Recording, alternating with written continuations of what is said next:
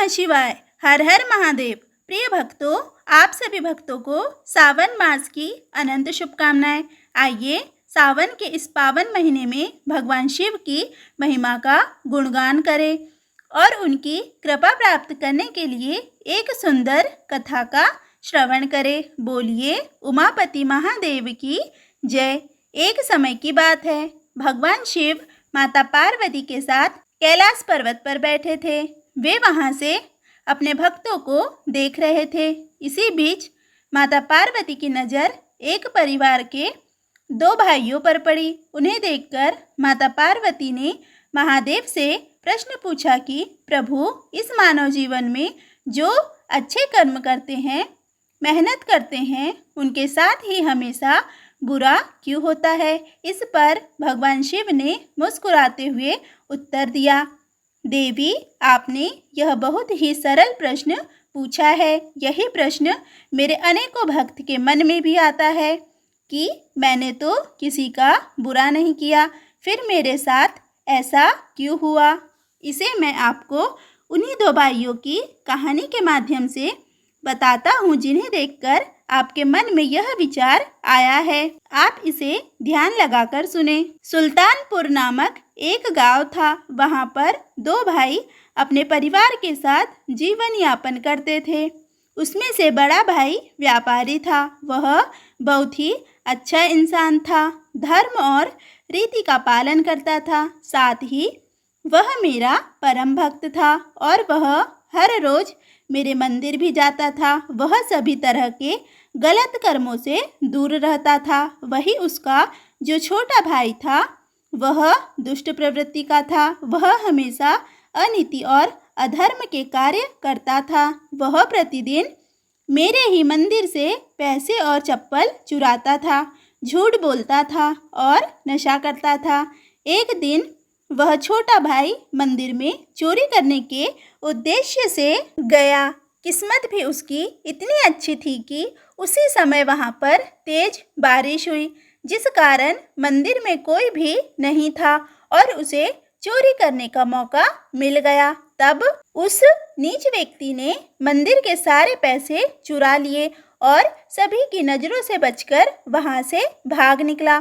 थोड़ी देर बाद जब बारिश रुकी, तब प्रतिदिन की भांति उसका बड़ा भाई मंदिर में दर्शन करने के लिए आया तो उस पर चोरी का इंजाम लग गया। वहां मौजूद सभी लोग उसे बुरा भला कहने लगे। उसका खूब अपमान हुआ। जैसे तैसे करके वह मंदिर से बाहर आया। तब एक गाड़ी ने उसे टक्कर मार दी। वह पूरी तरीके से घायल हो चुका था। उसके साथ इतना बुरा हुआ जिस कारण उसका मुझ पर से विश्वास भी उठ चुका था। उसने घर जाते ही सबसे पहले अपने घर से भगवान की सारी तस्वीरें बाहर निकाल दी और भगवान से नाराज होकर अपना जीवन बिताने लगा। उसका छोटा भाई भी उसी तरह अपना जीवन बिताने लगा। कुछ समय बीता। उसके बाद समय आने पर दोनों भाइयों की मृत्यु हो गई। मृत्यु उपरांत उन्हें जब यमराज लेने आए तो बड़े भाई ने यमराज से प्रश्न किया कि यह मानव जीवन कैसा है। इसमें मैंने सदैव ही अच्छे कर्म किए, भगवान शिव की भक्ति की, लेकिन इसके बदले मुझे अपमान और दर्द मिला। और मेरे छोटे भाई को, जिसने कभी भी अच्छे कर्म नहीं किए, किंतु इसे जीवन में हमेशा ही सुख प्राप्त हुआ। आखिर ऐसा क्यों हुआ। तब बड़े भाई के सवाल पर यमराज बोले, जिस दिन तुम्हारे साथ दुर्घटना घटी थी वह तुम्हारी जिंदगी का अंतिम दिन था, लेकिन तुम्हारे अच्छे कर्मों की वजह से तथा तुम्हारी भगवान शिव के प्रति अनन्य भक्ति ने भगवान शिव को तुम्हारी मृत्यु को एक छोटी सी चोट में बदलने पर मजबूर कर दिया, जिससे तुम्हारी आयु में वृद्धि हुई और तुमने सुखपूर्वक अपने परिवार के साथ जीवन यापन किया। वहीं तुम्हारे इस छोटे भाई को उसके पिछले जन्मों के कर्मों के पुण्य फल स्वरूप राजयोग मिलने की संभावना थी, लेकिन इसके बुरे कार्यों के चलते वह सिर्फ थोड़े से धन में ही सिमट कर रह गई। इस प्रकार उस बड़े भाई को मेरे शिवलोक में स्थान प्राप्त हुआ तथा उसके छोटे भाई को नरक में घोर यातनाएं सहनी पड़ी। इसीलिए जीवन में आने वाले दुखों और परेशानियों से कभी ये न समझे कि भगवान हमारे साथ नहीं है। हो सकता है आपके साथ और भी बुरा होने का योग हो, लेकिन आपके कर्मों की वजह से आप उनसे बचे हुए हो। भगवान श्री कृष्ण ने गीता में भी कहा है कि भगवान हमें किस रूप में दे रहे हैं यह समझ पाना बेहद कठिन होता है। यदि आप अच्छे कर्म कर रहे हैं और बुरे कर्मों से दूर है तो भगवान निश्चित ही अपनी कृपा आप पर बनाए रखेंगे। बोलिए उमापति महादेव की जय।